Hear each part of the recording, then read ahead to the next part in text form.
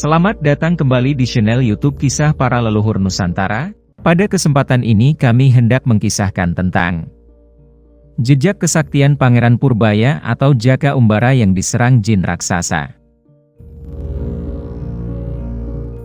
Para pecinta dan para subscriber YouTube Kisah Para Leluhur Nusantara. Menurut kisah dalam tutur Jawa, muncul sosok yang dianggap seorang pembesar Mataram.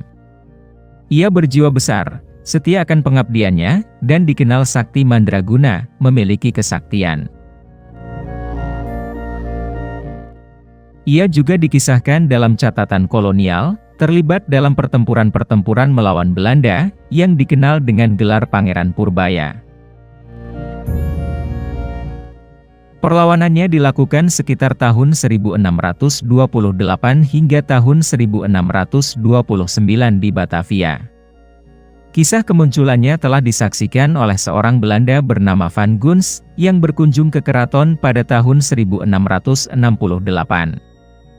Guns melaporkan, dari kunjungannya, bahwa ia bertemu dengan seorang bernama Purbaya. Para pecinta dan para subscriber YouTube Kisah Para Leluhur Nusantara. Adanya kabar dari Van Guns yang bertemu dengan Purbaya, juga diperkuat oleh utusan Belanda berikutnya bernama Abervespredt. Meski disadari, sulitnya menyatukan persepsi tentang seorang Purbaya di era Mataram. Ia mengunjungi keraton pada bulan Oktober tahun 1668.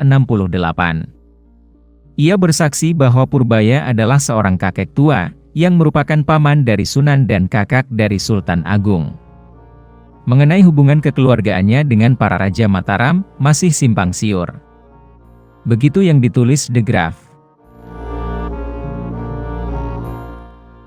Adapun dalam babat Tanah Jawi, menduga bahwa Purbaya adalah kakek dari Sunan dan ayah dari Sultan Agung. Para pecinta dan para subscriber YouTube Kisah Para Leluhur Nusantara. Meski masih menjadi perdebatan, yang jelas, semula, ia adalah putra mahkota bergelar Pangeran Purbaya yang dikenal dengan nama asli Jaka Umbara, anak dari Panembahan Senopati. Para pecinta dan para subscriber YouTube Kisah Para Leluhur Nusantara. Menurut Serat Kanda, Pangeran Purbaya disebut sebagai seorang yang pertama-tama duduk di tahta kerajaan Mataram, tulis H.J. De Graaf dalam bukunya, Disintegrasi Mataram di bawah Mangkurat I, terbit pada tahun 1987.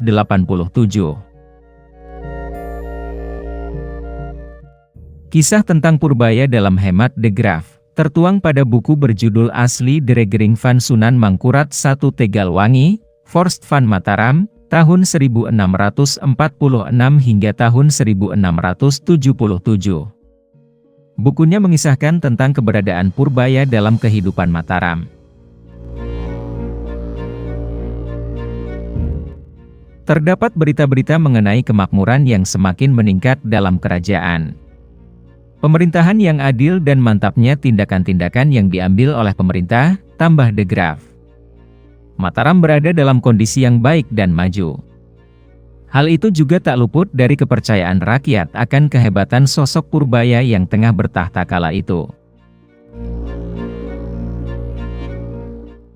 Ia merupakan putra mahkota dan pemimpin tahta raja yang melegenda, sebutnya. Sebagaimana disebutkan juga dalam buku Pangeran Purbaya dan Raksasa Jin Sepanjang, yang diterbitkan oleh Kemdikbud pada tahun 2016, tentang kesaktian dan kehebatan Purbaya atau Jaka Umbara, dalam ingatan masyarakat Jawa.